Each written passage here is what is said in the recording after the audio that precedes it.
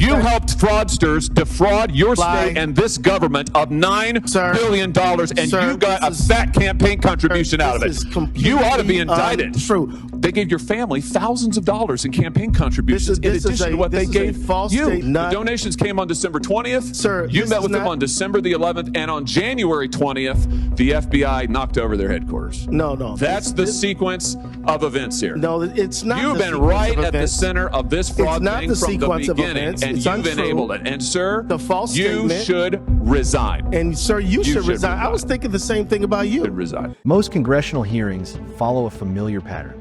Lawmakers ask questions. Witnesses give carefully prepared answers. Everyone stays polite. But every so often, a hearing turns into something completely different. This was one of those moments. One U.S. senator opened with what sounded like the easiest question imaginable. Not about fraud, not about corruption, not about missing taxpayer money. Just one simple question. Are you the Attorney General of Minnesota? What happened next set the tone for one of the most explosive exchanges of the hearing. But that wasn't what made this moment so controversial, because within minutes, the conversation shifted from a routine introduction to allegations surrounding one of the largest pandemic fraud cases in American history. A case involving hundreds of millions of taxpayer dollars, secret meetings, campaign donations, and a recording that would become the center of a fierce political battle. By the end of the hearing, accusations were flying in every direction. One side argued this exposed a staggering failure of accountability. The other insisted the accusations distorted what really happened. So what actually unfolded? And why did this exchange capture so much attention? Let's start at the beginning. The hearing centered on oversight and accountability surrounding pandemic-era fraud. According to federal authorities, pandemic relief programs moved enormous amounts of money across the country at unprecedented speed. The goal was simple: get assistance to people as quickly as possible. But speed came with risks. Investigators across multiple agencies later alleged that criminals exploited weaknesses in those programs, leading to billions of dollars in suspected fraud nationwide. One of the most widely publicized investigations emerged from Minnesota. Federal prosecutors alleged that organizations connected to a nonprofit called Feeding Our Future fraudulently obtained approximately $250 million through a federal child nutrition program intended to feed children during the pandemic. According to prosecutors, dozens of individuals were later charged in connection with the alleged scheme, while many denied wrongdoing or contested the allegations through the legal process. The investigation became one of the largest pandemic fraud cases in U.S. history. But during this hearing, the focus wasn't just on the people accused of carrying out the fraud. It was on whether public officials responded appropriately when warning signs first appeared. And one official found himself directly in the spotlight: Minnesota Attorney General Keith Ellison. One senator believed there were serious questions about meetings, campaign donations, and the Attorney General's response to people connected to the investigation. Ellison strongly rejected those accusations. What followed wasn't a policy debate. It became a confrontation. At first, the questioning appeared routine. The senator simply wanted confirmation of who was sitting before the committee. But almost immediately, frustration began to build. The witness didn't answer in the straightforward way the senator expected, and that changed the entire atmosphere. Instead of moving on, the senator stopped everything. He demanded a direct answer. The room suddenly felt much smaller. You're the Attorney General of the state of Minnesota. Do I have that correct? That's a yes. You're not going to answer my questions? Are we going to start this way? Are you the Attorney General of the state of Minnesota? Yes or no? You know the answer. Mr. Ellison, you're in my courtroom now. You're under oath. So I suggest that you answer my questions. Are you the Chief Law Enforcement Officer of the state of Minnesota? Yes or no? What you've just watched wasn't really about confirming someone's job title. It was about control. In congressional hearings, the opening exchange often establishes who dictates the pace of questioning. By insisting on a direct yes or no, the senator signaled that he intended to tightly control the conversation. Ellison, meanwhile, appeared to resist what he viewed as an unnecessary formality, replying that the senator already knew the answer. That brief disagreement lasted only seconds, but it foreshadowed something much larger, because the discussion was about to move from procedure to allegations involving one of America's largest fraud investigations. And that's where the hearing took a dramatic turn. The senator's next question immediately raised the stakes. He pointed to what he described as historic fraud connected to Minnesota. Then he focused on one specific investigation: feeding our future. According to federal prosecutors, the nonprofit became the center of an alleged scheme involving hundreds of millions of dollars intended to feed children during the pandemic. The senator wasn't asking whether the fraud happened. He wanted to know something else. What did Minnesota's Attorney General know? Are you familiar with the $9 billion in historic fraud out of your state, including the $250 million in the Feeding Our Future program alone? You familiar with that? Don't turn to the pages in your book to get your potted answers. Are you familiar with it? Yes or no? Yes, I am familiar with it. Very familiar, aren't you? Because the people who ran the Feeding Our Futures program came to you in your official office in the state capitol December 11th, 2021, and asked for your help in getting investigators off their backs. They complained to you for upwards of an hour about state investigators going after them, and they begged you to help them, and you agreed to it, amazingly. And we know you did. That's not because true. It's all caught on tape. Yeah, Every single sentence is caught on tape. Here's what you said. Let's take a look. You said, it's not a question. You said to them, send me the names of all these folks who are investigating them. You said to them, send me their names, and I'll take that list and I'll call the person over at Education who's investigating them and say, what's going on? Why am I getting these complaints? Then he went on to say, I already have my team working on this. What day should we get together to discuss it again?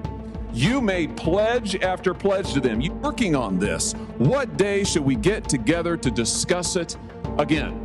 You made pledge after pledge to them. You said, we've got to make sure this guy who's investigating them stops it. You said, you have my attention. I'm concerned about this. You said, let's go fight these people, meaning the people who are investigating the fraud.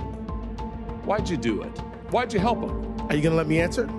Please, we're all ears. So first of all, you're cherry picking quotes out of there. Why did you help them? I thought you were going to let me answer. Why did you help them? Are you going to let me answer? Why did you help You them? let me answer and I'll answer you. Tell the truth and I'll let you answer. This was the first major accusation of the hearing. The senator alleged that individuals connected to Feeding Our Future met with Attorney General Ellison in December 2021 and asked him to intervene on their behalf with investigators. He also referenced what he described as a recording of that meeting, quoting statements that he argued showed Ellison offering assistance. Ellison did not accept that characterization. As the questioning continued, he attempted to respond, arguing that the senator was selectively quoting portions of the conversation. That disagreement became the central conflict of the hearing, not simply whether the meeting happened, but what the meeting actually meant. Was it routine communication with constituents, or evidence of something much more troubling? That question would dominate everything that followed. And then, the senator introduced another issue that would make the exchange even more contentious: campaign money. Up until this point, the hearing had focused on one central question: did the Attorney General improperly involve himself with people who were later accused in one of the nation's largest fraud cases? But now, the discussion became much more personal. The senator wasn't asking about procedures anymore. He wasn't asking about policy. He asked the same question over and over again. Why did you help them? It wasn't just the words. It was the repetition. Each time the question came back, the tension in the room grew. And with every interruption, it became clearer that neither side was willing to give ground. Mr. Chairman, I didn't come here to be insulted. I came here voluntarily. You came here for the truth. Let's have it. Why did you help them? The quotes are here. They're in black and white, and every member of this audience can listen to the recording. It's 54 minutes long. It's all in public. You can Google it right now and listen to it. And listen to it all. Why'd you help them? First of all, I didn't help them. You did help them. No, I did not. This exchange highlighted two completely different narratives. The senator argued that the meeting demonstrated an effort to assist individuals who are under scrutiny. Ellison rejected that interpretation, saying the senator was taking quotes out of context and that he deserved the opportunity to explain. Instead of becoming a discussion about facts alone, The hearing turned into a battle over interpretation. The same conversation, the same meeting, but two entirely different stories about what happened. And then, the disagreement became even more heated. When Ellison finally managed to respond, he pushed back forcefully. He denied helping the people accused in the fraud scheme. Instead, he argued the exact opposite. According to Ellison, members of his office ultimately assisted with information that contributed to the federal investigation and prosecutions. The senator immediately rejected that explanation.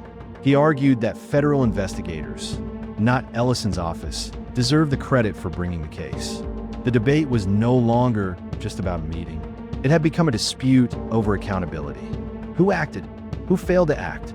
And who deserved responsibility? My team assisted with the information that led to the prosecution and conviction of these people. No, you didn't. You didn't lift Yes, a finger we to did. prosecute them. No, you did not. No, You didn't because lift a finger it to was a prosecute federal them. You had, prosecution. BS. You had Okay, whistleblowers well, come to you as early as 2019. You're the one talking BS. Hey, listen, it's my time. Doesn't know what you're talking about, Oh, sir. no, sir. You You're the now have one encountered the truth and you don't like it. One of the defining features of congressional hearings is that competing narratives often collide in real time. Unlike a courtroom, witnesses and lawmakers may strongly disagree over facts, context, or responsibility. Here, Ellison maintained that his office contributed to the eventual prosecution. The senator insisted those claims were false and pointed to whistleblower complaints that he said had reached the Attorney General years earlier. Those earlier warnings became the next focus of the hearing, because if concerns had been raised long before federal charges were filed. Why, the senator asked, wasn't more done sooner? Then came one of the hearing's most controversial moments. The senator shifted away from the meeting itself and toward campaign contributions. He alleged that 9 days after the meeting, individuals connected to the organization donated $10,000 to Ellison's campaign. According to the senator, the timing raised serious ethical questions. Ellison denied wrongdoing. The exchange quickly became one of the most intense moments of the hearing. Why'd you take their money? I didn't. You took $10,000. No, that's a false statement. $10,000 9 days after the meeting. False statement. You took $10,000. Here's what happened. They went to your office. That's a They false solicited statement. money from They you. did They not come to solicited my help office. from you. That's also wrong. They came to your office. No, It they was your didn't. official office. You No, they met with them didn't. for 54 minutes. No, they didn't. asked you for help. You pledged it to them, and they talked repeatedly about money. In fact, it's all they talked That's about. a lie. Money, money, money, money. They True. said, we Untrue. will put our dollars in the right place. We will support candidates that will fight to protect our interests. You replied, that's right. They said, Well, if you are that is securing not your true. donor base and securing your power base, you can act the way you want. You replied, money is freedom. They said the amount of money circulating, I'm reading the transcript, the amount of money circulating in our community today is powerful, and we haven't realizing it in a meaningful way. And you said, give me the specifics. And 9 days later, you took $10,000 That's a lie. from people who were then indicted. It's in your reports. Why'd you do it? Campaign donations are legal and common in American politics. But when donors later become subjects of criminal investigations, those donations often receive renewed public scrutiny. The key issue raised during the hearing wasn't simply that money changed hands. It was whether the donation created the appearance of a conflict of interest. The senator argued it did. Ellison denied that the contribution influenced any official action and rejected the broader allegations made against him. Importantly, the hearing itself did not establish that the campaign donation was illegal or that it was exchanged for official action. That distinction matters. Public accusations can be politically significant, but legal conclusions depend on evidence, investigations, and, where applicable, court proceedings. Still, the hearing wasn't slowing down, because the senator believed there was another piece of the story that made everything even more serious. Where did the money allegedly stolen from taxpayers actually go? The alleged fraud wasn't presented as merely a Minnesota problem. According to testimony referenced during the hearing, investigators were examining whether portions of the allegedly stolen funds flowed far beyond the state. The senator cited previous testimony claiming that some fraudulent proceeds were connected to transnational criminal organizations and other illicit activities. Those are serious allegations. and they underscore why investigators have described pandemic fraud as more than just financial crime. When large sums of taxpayer money are diverted, officials often investigate whether those funds were later used to support broader criminal networks. You helped fraudsters defraud your state and this government of $9 billion, and you got a fat campaign contribution out of it. You ought to be indicted. True. Well, that's the truth. I think we've made the point. Let's keep the tenor. Well, just for the record, I'll ask how I want. He's lying, Paul. and that's the truth. Oh no, this is all on the record, no, sir. Did you bother to investigate where the money that you facilitated their fraud for, where it went? Do you know where it went, what it was used for? The fraudulent money? I do, because we just heard testimony about it yesterday. Because we were key players in the hundreds of millions of dollars to terrorist groups, to transnational criminal organizations, to the drug trade, to drug trafficking, to child trafficking. And you took $10,000. That's a lie. And helped them do it. If even part of those allegations were proven, the consequences would extend far beyond one nonprofit or one state. The senator argued that this wasn't only about wasted taxpayer dollars. It was about the possibility that stolen public funds could have fueled broader criminal activity. Ellison did not accept the senator's characterization of events and continued disputing the accusations throughout the hearing. At this point, the exchange had moved far beyond a disagreement over one meeting. It had become a debate over responsibility, oversight, ethics, and public trust. But the hearing still had one final escalation, because the senator returned to a question that had been lingering in the background from the very beginning. The whistleblowers. Throughout the hearing, one argument kept resurfacing. The senator wasn't just focused on what happened in 2021. He wanted the audience to think about what allegedly happened years before. According to the senator, whistleblowers had already begun raising concerns as early as 2019, long before federal prosecutors announced one of the largest pandemic fraud investigations in the country. If that's true, then the biggest question wasn't what happened during the meeting. It was whether warning signs had been missed long before it ever took place. You know, the other thing is, whistleblowers came to you as early as 2019. Let's look. As early as 2019, whistleblower. Don't talk over me. No, as early as 2019, it's my hearing, pal. As early as 2019. Don't call me whistleblowers came to, well, I should call you prisoner because you ought to be in jail. Well, see what you can do. In 2019, whistleblowers came to you in your office and referred to you fraud allegations from Feeding Our Futures, and you blew them off. Listen, your own state newspaper That's a lie. The Minnesota Star Tribune. The Partners in Nutrition brought its concerns to the Attorney General's office in 2018 and in 2019, and you did nothing. You did nothing for years. The only action you took is, once all these fraudsters came to your office and asked you to get involved and offered you money, then you got involved. Then you took the money, and then you got involved. The senator argued that multiple opportunities existed to detect or investigate potential problems earlier. He referenced whistleblower complaints and public reporting that, according to him, should have prompted stronger action from the Attorney General's office. Ellison disputed several of the senator's factual assertions during the hearing, including aspects of the timeline and the characterization of his interactions with people connected to the case. This is an important distinction. A congressional hearing is designed to examine competing claims in public. It is not, by itself, a final legal determination. Still, from a political perspective, the senator's argument was clear. If officials received credible warnings years before a massive fraud investigation unfolded, voters naturally want to know whether more could have been done. That question extends beyond one official. It touches on every institution responsible for protecting taxpayer money. And then, the hearing reached its most personal moment. By now, neither side was trying to persuade the other. They were speaking directly to the public. The senator returned to campaign donations. He referenced media reports and again alleged that individuals connected to the investigation had contributed to Ellison's campaign after their meeting. Ellison rejected those claims and accused the senator of presenting an inaccurate version of events. What began as a dispute over facts became a direct clash over credibility. They gave your family thousands of dollars in campaign contributions in addition to what they gave false you. Statement. Let's put this is completely untrue. The New York Post. Yeah, we know the New York Post. Minnesota Keith Ellison, AG, accepted campaign donations from individuals linked to the $250 million COVID fraud scheme after they were in your office. The donations came on December 20th. Sir, you met with them on December the 11th, and on January 20th, the FBI knocked over their headquarters. No. That's the sequence of events here. No, it's not. You've been right at the center of this fraud thing from the beginning, and you've enabled it. And sir, the false you statement, should resign. And sir, you should resign. I was thinking the same thing about you. Resign. This final exchange wasn't simply about documents or donations. It was about trust. The senator argued that the sequence of events raised serious ethical concerns and concluded by calling on Ellison to resign. Ellison responded by rejecting the accusations and turning the criticism back on the senator. Neither side backed down.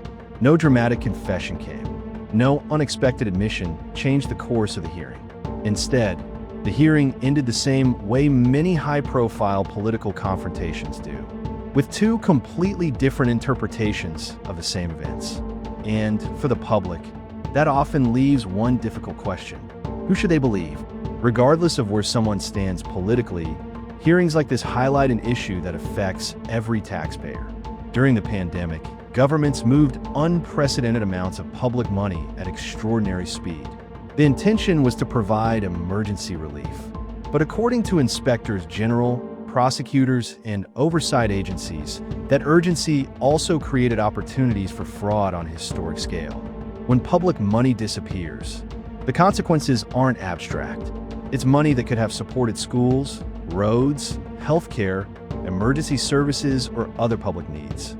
That's why investigations into alleged fraud and questions about how officials responded continue to receive intense public attention. At the same time, accountability cuts both ways. Public officials should be questioned, but allegations should also be carefully distinguished from proven facts. That's one reason congressional hearings matter. They place competing claims into the public record, allowing citizens to evaluate the evidence, follow ongoing investigations, and draw their own conclusions as more information becomes available. This hearing wasn't really about one tense exchange. It was about something much larger. How should governments respond when billions of taxpayer dollars are at risk? How quickly should officials act when whistleblowers raise concerns? And how should elected leaders be held accountable? Not only for what they do, but for what they fail to do. Those questions don't end when the hearing ends. They continue in investigations, courtrooms, elections, and public debate. And regardless of political affiliation, they shape one of the foundations of democratic government: public trust. If you enjoy in-depth breakdowns of congressional hearings, government investigations, and the stories behind the headlines, subscribe and turn on notifications. New hearings happen every week, but the real story often begins after the cameras stop rolling.